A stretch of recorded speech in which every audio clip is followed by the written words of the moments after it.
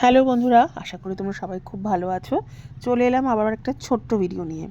Gas তো পাওয়া যাচ্ছে না, তাও গ্যাসের খুব আকাল। তো এই যে কিছুদিন আগে আমি দেখিয়েছিলাম ফ্লিপকার্ট থেকে একটা ছোট্ট মিনি ইলেকট্রিক কুকার অর্ডার করেছিলাম, সেটাতেই আজকে রান্না করব বাসন্তী পোলাও।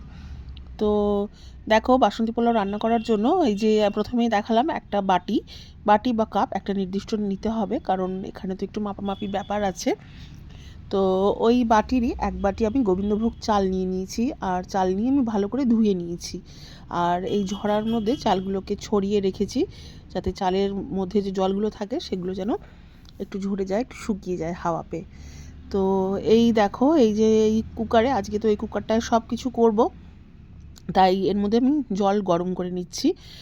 পোলাও ঠোলাওতে বা যে কোনো রান্নাতে গরম জল দিলে টেস্টটা একটু এলিভেট হয়, সেজন্য আমি চেষ্টা করি যতটুকু সম্ভব গরম জল ইউজ করার রান্নাতে। আর এই দেখো, জল গরম করে নিচ্ছি, আর তারপরে জলটাকে একটা অন্য পাত্রে ট্রান্সফার করে এবার ওই কুকারের মধ্যে নিয়ে নিলাম একটু ঘি, আর দিয়ে দিচ্ছি তেজপাতা। গোটা গরম মশলা দিইনি, কারণ অল্প একটু রান্না তো, মুখের মধ্যে গোটা গরম মশলা পড়লে ভালো লাগবে না।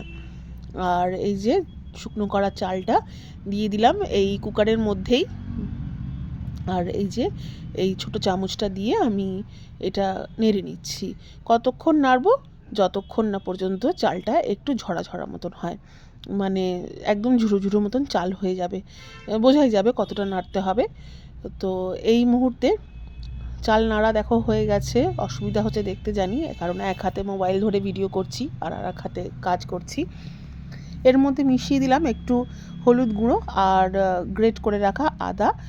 হলুদ গুঁড়োটা না দিলেও হয়, কারণ বাসন্তী পোলাও একটু বাসন্তী রং না হলে ভালো লাগে না, আর বা জাফরানের জলও দেওয়া যেতে পারে। আর দিয়ে দিলাম এই যে গোটা দুটো কাঁচা লঙ্কা, দিয়ে দিলাম পরিমাণ মতো নুন। নুনটা একটু চেক করে দিতে হবে, এখানেই আমি মাত খেয়ে যাই প্রায়। তো আজকের রান্নাটা ঠিকঠাক নুন ছিল যদিও, তো নুনটা একটু দেখে দিতে হবে, না হলে আলোনো মতন লাগবে, ভালো লাগবে না। এইবার তো এটাকে আবার মিক্স করার পালা, ভালো করে মিক্স করে নিলাম। এবার দিয়ে দেব এর মধ্যে চিনি। চিনি কতটা দেব? আচ্ছা, ওই যে এক বাটি আমি চাল নিয়েছিলাম, তার জন্য আমি এই যে দেখো, এটা টেবিল চামচেরই সমান, তো আমি এখানে 4 টেবিল চামচ মতন চিনি দিয়েছিলাম, কারণ একটু মিষ্টি মিষ্টি হয় বাসন্তী পোলাও। এটা খেতে একটু মিষ্টি, একটু নোনতা, একটু ঝাল। আর ওই যে জলটা যে গরম করে রেখেছিলাম, এই দেখো বাটিতে মেপে আমি 2 বাটি জল দিলাম, মানে 1 বাটি চালের জন্য 2 বাটি জল।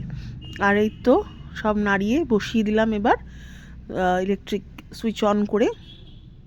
এই যে, আর ওই যে ওখানে একটা ওপেনিং আছে, ওটাতে আমি একটা তেজপাতা গুঁজে দিয়েছি।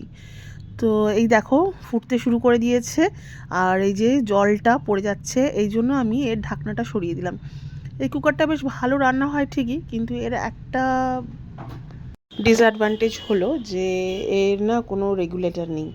তো মানে খুব বেশি তেতে গেলে এটার সুইচ অফ করা ছাড়া আর কোনো গতি নেই, যেটা আমি দেখলাম।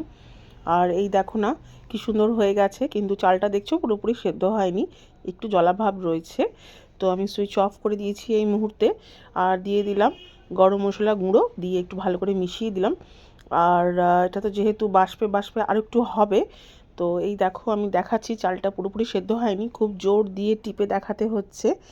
তো এই যে ধনে বলছি, গরম মশলাটা মিশিয়ে আমি এটাকে আবার ঢেকে দিলাম, আর স্টিমের জন্য একটু রেখে দিলাম 10 মিনিট মতন, ব্যাস। আর তারপরে এই দেখো, এই যে ফাইনাল প্রোডাক্ট, কি সুন্দর ঝুরো ঝুরো খেতে হয়েছিল, খুব দারুণ, তোমরাও ট্রাই করো।